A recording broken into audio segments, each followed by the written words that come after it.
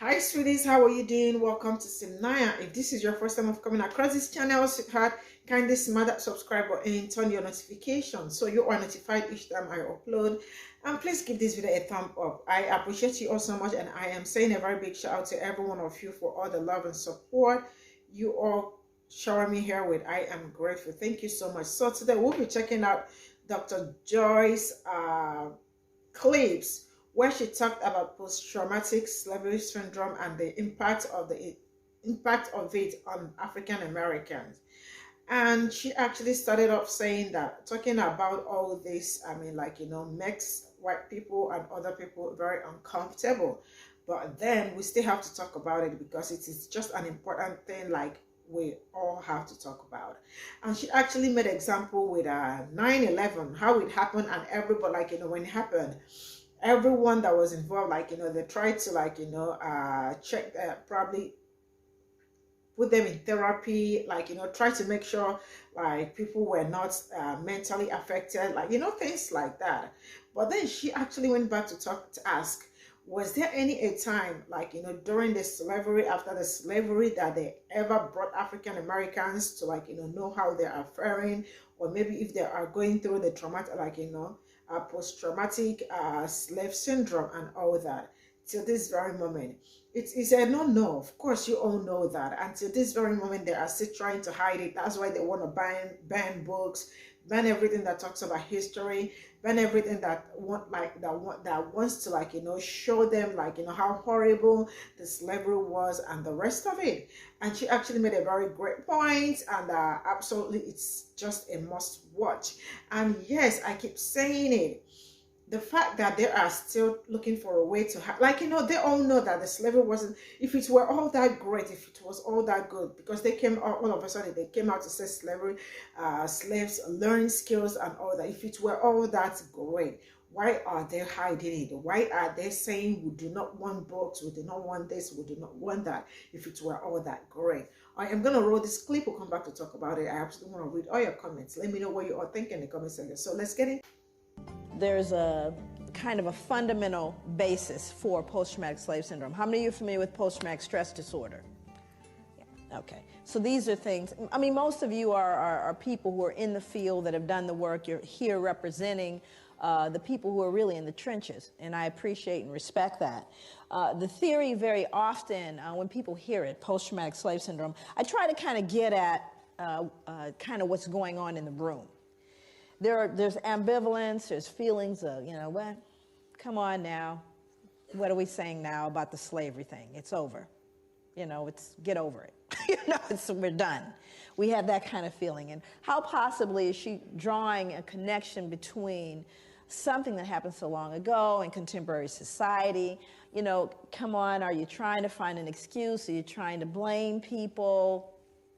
These are the natural kind of knee-jerk reactions to hearing the term post-traumatic slave syndrome. However, I would submit to you that, it's based on research. So I did about 6 years of research specifically looking at violence. My area of focus is violence.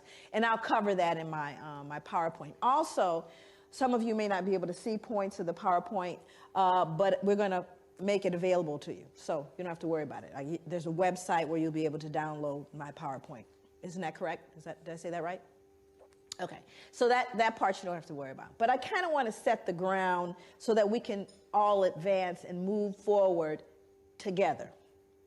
Now, the reason I do that, and the reason why I began that way, is because there's an assumption, a fundamental assumption, in a room this size with people very well educated, people very well exposed, that we're all entering this discussion at the same level.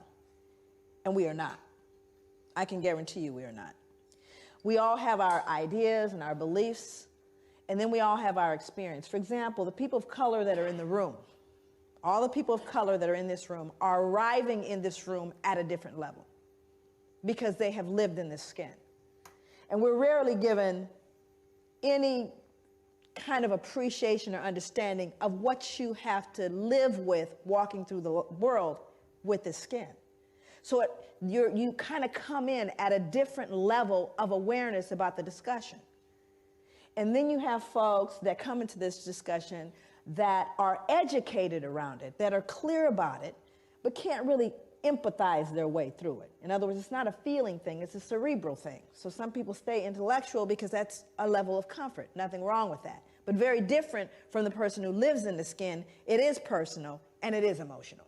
Okay, so all of that's going on in this room even before we get started. But as people commit it, you know, it may get a bit uncomfortable. But that's okay, because it's been uncomfortable living in this skin. It's been uncomfortable. And we have to learn how to deal with that discomfort and stay in the room. So when we look at the fundamental premise of trauma, and we understand the nature of trauma, we know that there have been other groups that we've looked at the etiology of contemporary behavior based on multi-generational trauma. One group, Jewish Holocaust, families of Jewish Holocaust, and the fact that the Jewish community is very, very clear about honoring that Holocaust. So much so that Spielberg will probably make another movie. And I'm not mad at him, because what he's doing is ensuring that the generations that come will never forget the Holocaust and its impact upon Jewish people. You'll look at folks throughout the world, even Aboriginal folks in the United States, where more focus is being done on what colonialism has done. We've looked at Japanese internment. We've looked at Australian Aboriginal folks. We've looked at multi-generational impact of trauma on people who have had tragedies like the tsunami victims. We'll look at everybody. But when it comes to looking at Africans, there's a visceral response. Oh, come on, let's not. Why are you? And it's a curious thing as a social scientist to me that you get so much pushback when you talk about Africa. And we look at the legacy of slavery. You get so much pushback, but more importantly is why do you get the pushback? See, as a social scientist, I'm less concerned with the material, which I'm clear about. I'm more interested in why the behavior. Why is there such reticence at looking at this issue? And the answer is, when you peel back the layers of this, we peel back everybody's layers. Everyone gets naked in this room, and that's not always comfortable. It's also very comfortable to talk about the other's pathology. And the reason why I think that becomes important is so that when we begin to engage in this discussion, we don't find ourselves falling victim to the fear, guilt, all of that stuff that's not useful to anyone.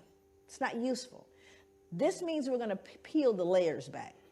And while 246 years, as it were, in American history of American chattel slavery, starting with 1619 to the ratification of the 13th Amendment in the United States, we're looking at 246 years of American chattel slavery.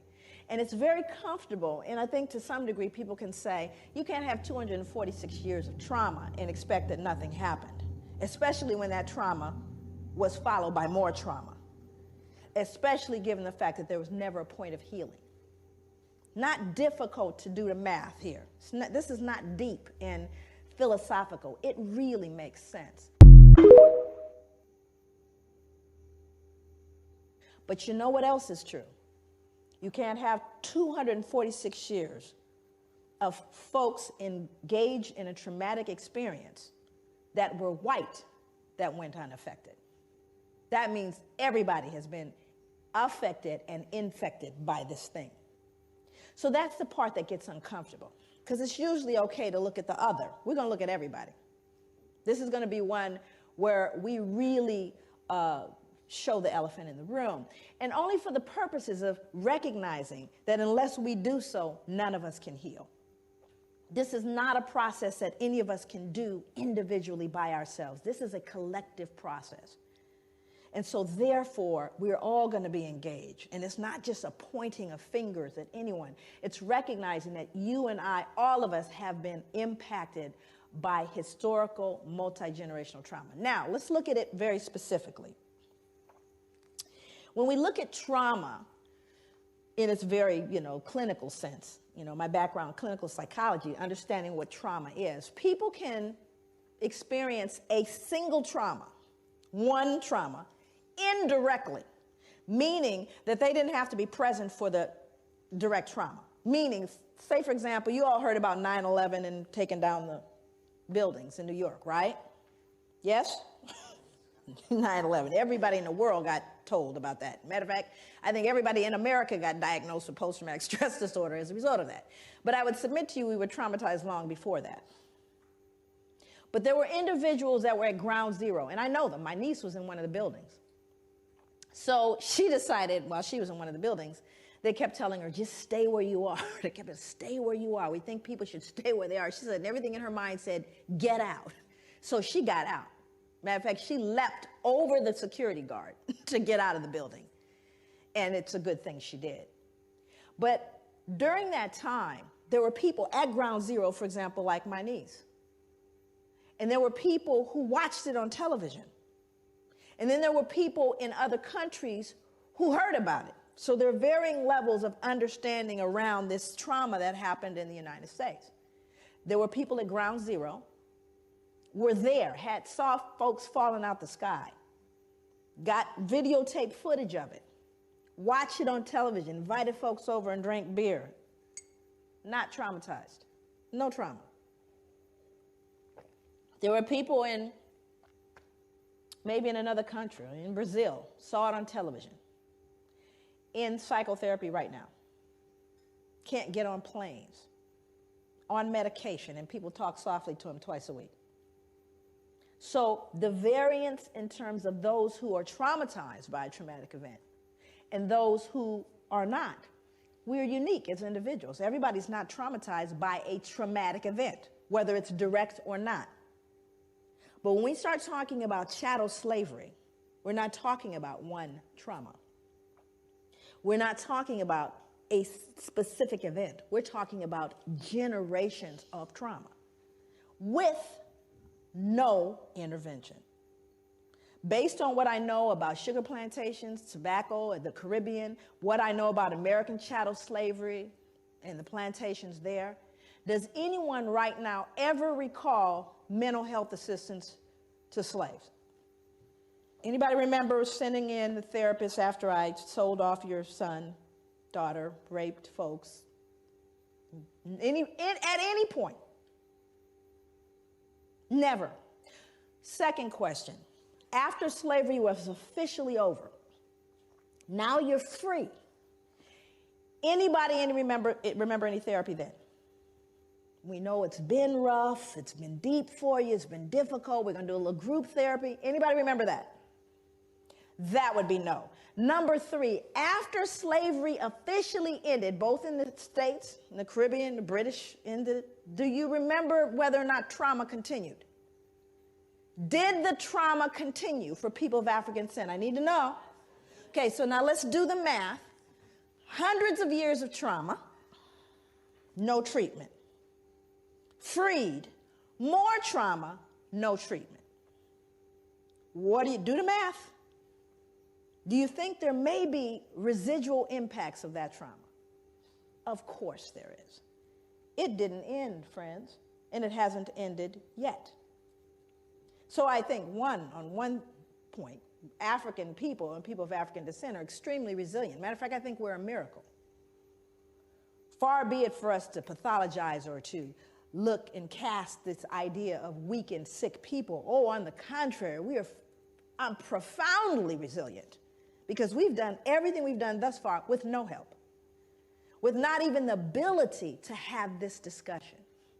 As though it were possible, we escaped injury in all those hundreds of years and the years that followed. Oh my goodness, I really can listen to this woman all day long. Like, I wanted to run some of her clips, but I am really scared of copyright, so I decided to stop here. But then let's talk about this. I mean, a very big shout out to Dr. Joy. She is a big time truth, and yeah, like you all heard her. Like, after many years of trauma and all that, was anybody, or did they ever come out to diagnose, or let's see how these people are doing, let's check how the trauma is affecting them and the rest of it? Of course, I mean, it never happened. Why would they even want to do that? Because it's more like them accepting that all the things they did were wrong and all that. So that's why you see most of the things that I see, all of them running after, if slavery and all that was that great, why are they scared of teaching it? If it was all that, why are they all coming, some of them coming out to say they are ashamed and all that? Why do they want to cover it? Why are they banning books? Why are they banning everything that got to do that? That want to talk about history and all that.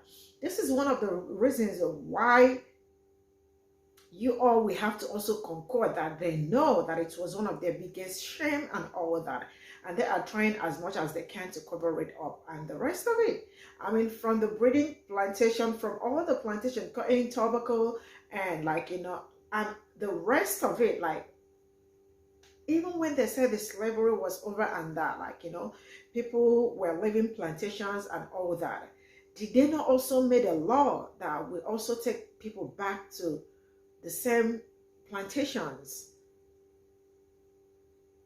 They left. I mean, like, you know, sometimes when I look at this, I am like, I mean, from what I have been seeing and what I have been reading, the researches and all that, I am convinced that some of them feel like Black people are not humans. They cannot feel like Black people don't feel pains. They feel like, you know, I don't understand how someone like that. That's why they say, each time I hear somebody say, I don't see color, we all bleed blood, we all bleed red or something like that. I don't even believe it. Because if we do bleed the same blood and all that, I mean, why are you all doing all this? And if you all believe that we are the same, why are you people still putting Black people through so many horrible things? Why? So that's why when I see people say, I don't see color, you see color, you are a liar. We bleed the same. Yes, we do. But sometimes I feel like you all don't believe like we all have the same blood. I feel like you all think that it is water or something else that is, or electricity that is like running through us and the rest of it. Because I don't know why you will know that we all have the same blood, like we all feel the same thing, and a Black person is in the hospital and she needs a pain relief, and you are not going to give it to her because you think Black people don't experience pain, or their rate of pain distance is lesser than, like, you know. And all these things are just something I look at, I am like, man, I don't think. So, like, you know, she talking about all this trauma, like I keep saying, some of them are very uncomfortable to talk about it. I mean, slavery, race, and the rest of it.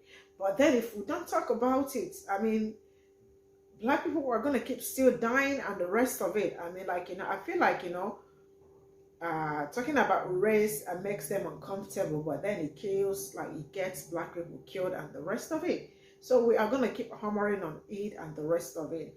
Now, this is just where I'm going to draw the curtain, and I'm saying a very big shout out to every one of you, and thank you so much for the support. I will see you all in my next video. Bye for now.